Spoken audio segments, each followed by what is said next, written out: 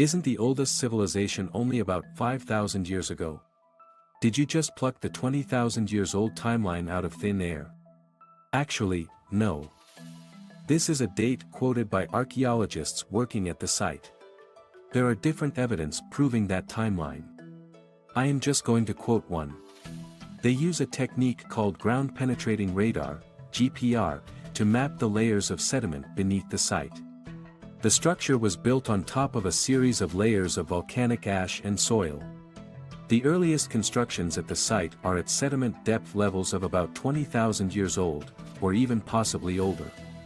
If this is recognized, this will fundamentally change the entire history of the region, if not the world. You see, right now, the oldest site generally agreed by archaeologists is Göbekli Tepe in Turkey, believed to have been built about 12,000 years ago.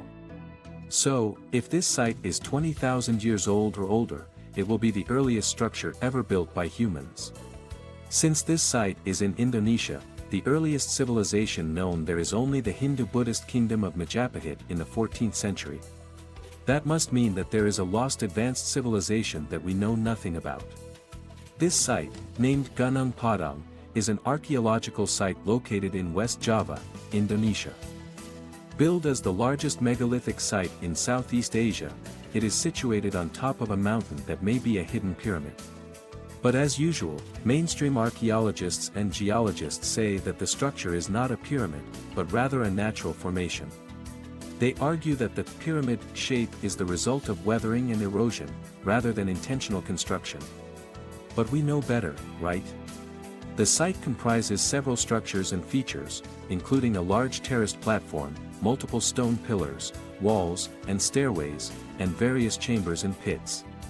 Before we go any further, do make sure you stay tuned to the end of this video, because I will be sharing about my trip to the site and the more paranormal aspects of the place, including the different energies I experienced there. But let's give some background and context first. The site was first discovered in 1914, and there have been various efforts to study and excavate it over the years. But the archaeologist best known for thrusting the site into international attention is Dr. Danny Hilman Natawijaya. He is a senior geologist at the Indonesian Institute of Sciences, LIPI, and has been involved in research at Gunung Padang since 2010. In 2013, Dr. Natawijaya and his team conducted a drilling project at the site, which involved taking core samples from the structure and analyzing them for signs of human construction. They found a complex system of chambers and tunnels beneath the site. Intriguingly, a large cavity was detected beneath the main platform at the site, suggesting a secret chamber. Dr. Natawijaya was one of the key proponents of the idea that the site may be much older than previously thought and may be evidence of a lost civilization. This was also something that the locals believed in, based on what I heard from the guide when I was there.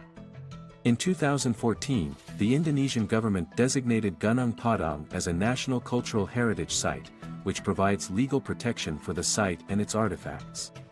Unfortunately, when I was at the site, the inside news I heard from the guide is that Dr. Natawijaya seems to have been increasingly sidelined.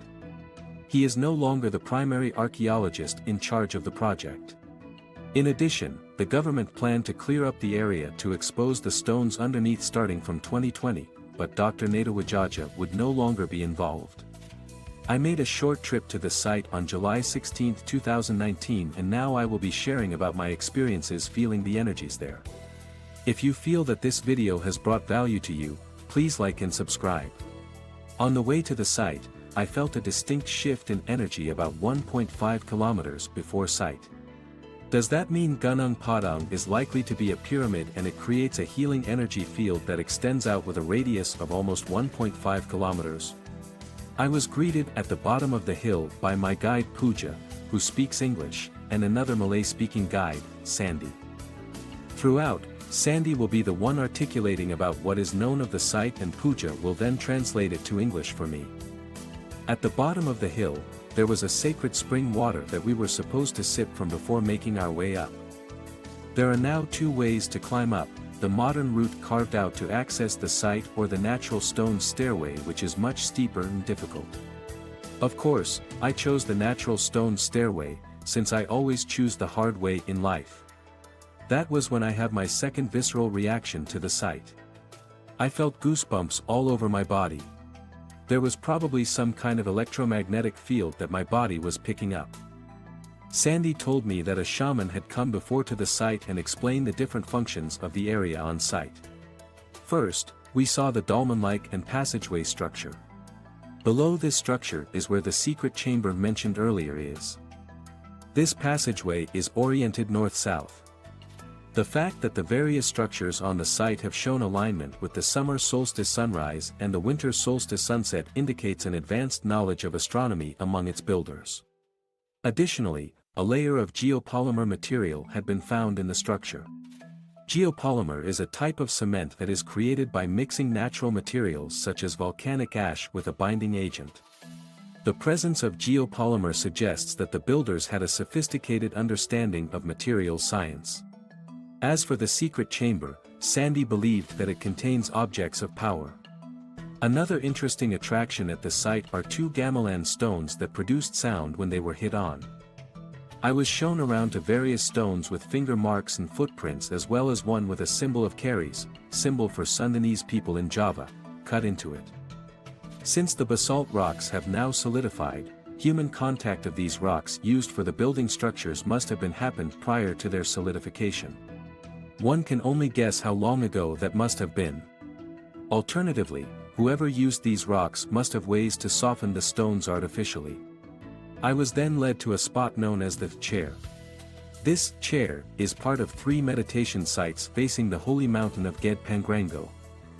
As I moved inwards to the peak of the pyramid, the guides pointed me to another special stone.